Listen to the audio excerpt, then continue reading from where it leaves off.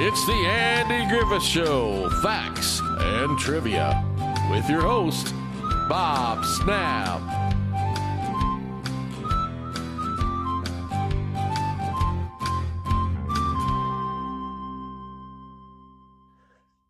Hi guys, welcome to the Andy Griffith Show, Facts and Trivia. Thank you for being here. Got a weird one today, but this was so cool when I read it. So, This Is Your Life. You remember this show? Well, This Is Your Life. This is why Andy was furious as he was ambushed by that reality show. And the kicker, Don Knotts didn't even show up for it. Actor Andy Griffith was surprised with a 1971 appearance on the reality show This Is Your Life. But the star was not pleased in the least. In fact, he was incensed that he had been overwhelmingly surprised by the program. What was even stranger was his former Griffith Show sidekick, Don Knotts, didn't even make an appearance. This Is Your Life was what today would be called a reality show or documentary-style program that focused on one person, typically a celebrity, but also featuring ordinary people. The program's creator and host, Ralph Edwards, surprised guests, leading them through a look back at their lives in front of an audience, which appearances from their works, associates, friends, and family. Edwards created the show's concept in 1948 while working on another program, Truth or Consequences. When Griffith appeared on the program, it was 1971. His self-titled program had ended in 1968. By 1970, the actor had tried at creating another successful series in the drama comedy Headmaster. It lasted one season. The new Andy Griffith Show followed in 1971, and it too flopped, lasting only 10 episodes. It wasn't the career moment Andy wanted a spotlight shown on, as Daniel Tobias stated in his book. Just as his television world was crumbling around him, Andy Griffith found himself a surprise guest on the March 25th, 1971 broadcast of This Is Your Life. Faithful Dick Link, Griffith's longtime manager, helped arrange the affair, which reunited Andy with a bewildering array of loved ones and long-lost friends. Among those invited to the tribute were the minister from the actor's North Carolina hometown, who had taught him to play trombone, the Glee Club members he had led in high school, and Eli Kazan, the Oscar-winning director who gave Andy his greatest film role in 1957's A Face in the Crowd.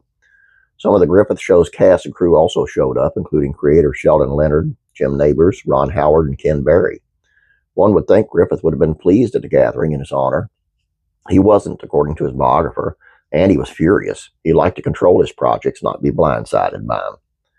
It's never been explained why, but Griffith's dear friend and former Griffith co-star wasn't at the broadcast.